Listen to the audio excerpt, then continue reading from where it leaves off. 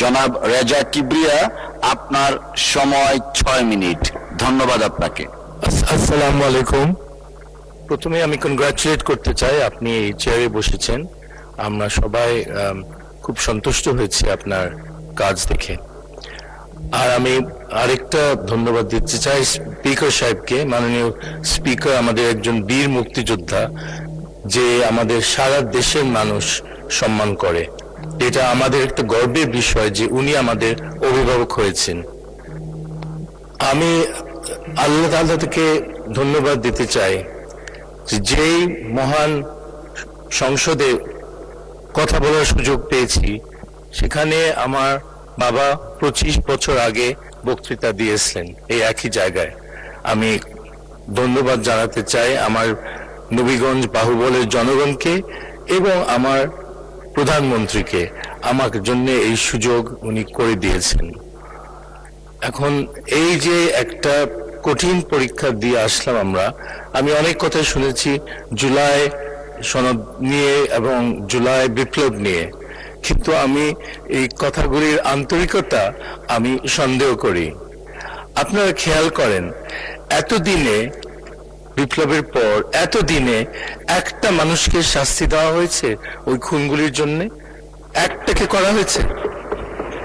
আওয়ামী লীগের মন্ত্রীগুলি আমাদের জেলে বসে আছে, তাদেরকে নিউরেমবার্গ স্টাইল ওয়ার ক্রাইমসে একটা আন্দোলন করতে হবে আমাদেরকে, তাকে ওখানে আদালতে নিতে হবে এদেরকে। তাদের কাউকে শাস্তি দিব না আমরা, তাহলে এটা কি ধরনের শ্রদ্ধা দেখাচ্ছি আমাদের জুলাই শহীদদের জন্য? আমাদের 71 শহীদ, আমাদের জুলাইয়ের শহীদ, তারা দুইজনই খুব উচ্চ মানের মানুষ ছিল। আমরা তাদেরকে হারিয়েছি, কিন্তু আমাদের জ্বালাময়ী বক্তৃতা দিয়ে কোনো লাভ নাই। তাদের বিচার, তাদের আক্রমণের বিচার আমাদের দিতে হবে। তো এটা না দিলে মানুষ কোনো পাত্তা দিবে না।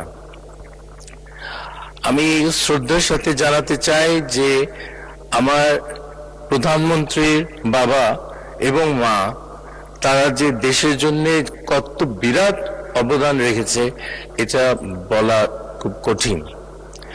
একটা পরিবার থেকে 3 বার গণতন্ত্রকে রক্ষা করা হয়েছে, এটা কোনো ইতিহাসে, কোনো দেশের ইতিহাসে এটা নেই। এবং এই সাহসী পরিবার, আমি জাস্ট বলবো যে উনি 17 বছর পরে দেশে ফিরেছেন, একটা আরামের জীবন ছেড়ে উনি এখানে একটা ঝুঁকিপূর্ণ জীবনে আসছেন আমাদের জন্য। এই সম্মানটা আমাদের দেওয়া দরকার তারেক রহমান সাহেবকে। আর আমাদের যে এলাকার মানুষ, তাদেরকে ধন্যবাদ দিতে হবে যে ওরা ভোট দিয়ে আমাকে নির্বাচিত করেছে। এলাকার মানুষরা, সব নেতারা বিশেষ করে অনেক খেটেছে। আমার সহধর্মিনীও ছিল, সেও অনেক কাজ করেছে, সিমি কিবরিয়া, এটার জন্য আমি কৃতজ্ঞ। আমি কয়েকটা বিষয় নিয়ে কথা বলতে চাই, দেখি আমি সময় পাই কিনা। বড় বড় কয়েকটা প্রজেক্ট আমাদের নবীগঞ্জ বাহুবলের দরকার। মানুষের আকাঙ্ক্ষা যে বিএনপি ক্ষমতায় আসছে, তারা নিশ্চয়ই এগুলি করবে।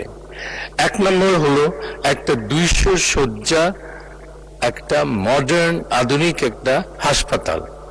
আমি গিয়ে নবীগঞ্জ হাসপাতালে গিয়ে আমি খুব ডিপ্রেসড হয়ে গেছি যে মানুষগুলি সব মাটিতে শুয়ে আছে করিডোরে। এটা কি করে হয়? একটা সভ্য দেশে এটা হতে দেওয়া উচিত না।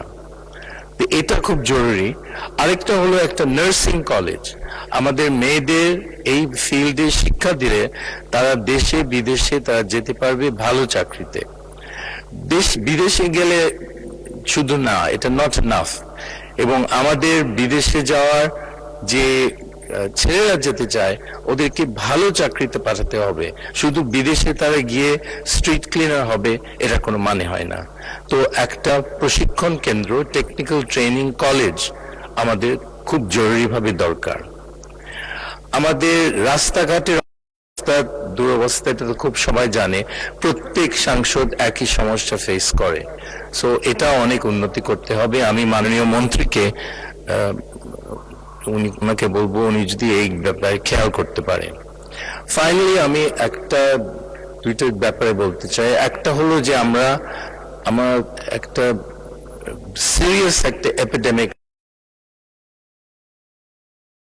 এর মধ্যে আছি। ড্রাগস, বিভিন্ন নাশকতার উপায় বাংলাদেশের ওই ছেলে মেয়েগুলির তারা ওদেরকে ধরা দিচ্ছে, এবং এটা আমাদের করতে হবে, কড়াভাবে দমন করতে হবে, কথায় না। সিঙ্গাপুরে যেমন আপনারা জানেন যে হেরোইনের 10 গ্রাম হলে একটা লোকের মৃত্যুদণ্ড হয়। তা আমাদের ড্রাগস গুলিকে বিভিন্ন স্তরের হিসাব করে আমাদেরকে আমাদেরকে ওদের অপরাধগুলি দেখতে হবে, এবং কিছু ডেথ পেনাল্টি না দিলে আপনারা এটা থামাতে পারবেন না। লোককে বকাঝকা করে এটা সম্ভব না। সো আমি মনে করি আমাদেরকে যদি শক্ত হাতের বন্ধ করতে হয়, আইনমন্ত্রী এবং আমাদের স্বরাষ্ট্রমন্ত্রী যদি কাজ করেন, তারা। মাননীয় সদস্য, 2 মিনিট সময় বৃদ্ধি করা হলো। থ্যাংক ইউ মাননীয় speaker. You are very welcome. তো এই জিনিসটা, মাদকদ্রব্য নিয়ন্ত্রণটা একটা বিরাট ইস্যু হয়ে গেছে গ্রামে গঞ্জে। আমার বিশ্বাস হয়নি যে গ্রামের ছেলেরা বিভিন্ন মাদকদ্রব্য সম্বন্ধে তাদের জ্ঞান কত, আমি দেখে আমার মন খারাপ হয়ে গেছে। এগুলো তো জানাই উচিত না এই ছেলে মেয়েদের, কিন্তু আমাদের কোনো ফেলিয়ার আছে এখানে। আমার একজন পুলিশ আমাকে বলল যে একজন মাদকদ্রব্য ট্রেডার, সে 50 বার তাকে ধরা হয়েছে, এবং 50 বার সে ভালো আইনজীবী আছে ওনার, 50 বার তাকে ছেড়ে দেওয়া হয়েছে। তো লোকটা হাসে পুলিশ আসলে, বলে আপনারা কিছু করতে পারবেন না। তো এরকম অবস্থা আমাদের হতে দেওয়া উচিত না। সো তাদের আপনারা শক্ত একটা ব্যবস্থা নেন এই মাদকদ্রব্য ব্যবসায়ীদের। ফাইনালি আমি আমার শহীদ প্রেসিডেন্ট জিয়া রহমানের প্রতি আবার আমি আমাদের কৃতজ্ঞতা জানাতে চাই আমাদের পরিবার থেকে। আপনারা হয়তো জানেন না, শাহ এএমএস কিবরিয়া ছিলেন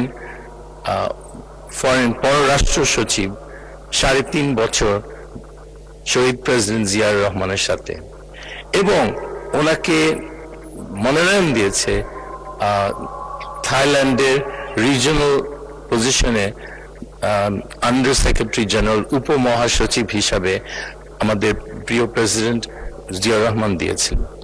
তো আমি ওনার প্রতি আমি পার্সোনালি কৃতজ্ঞ। আমার বাবারা ওখানে খুব সুখে ছিলেন 11 বছর, কিন্তু আমি অনেক সময় লোকে জানে না আমরা পরিবারের প্রতি কত কৃতজ্ঞ।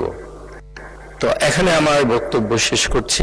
অনেক ধন্যবাদ, ধৈর্য নিয়ে আপনারা শুনেছেন, এবং আমাদের সমস্যাগুলি আশা করি মন্ত্রী মহোদয়রা দেখবেন। ধন্যবাদ। ধন্যবাদ মাননীয় সদস্য। আলোচনায় অংশগ্রহণ করবেন খুলনা 6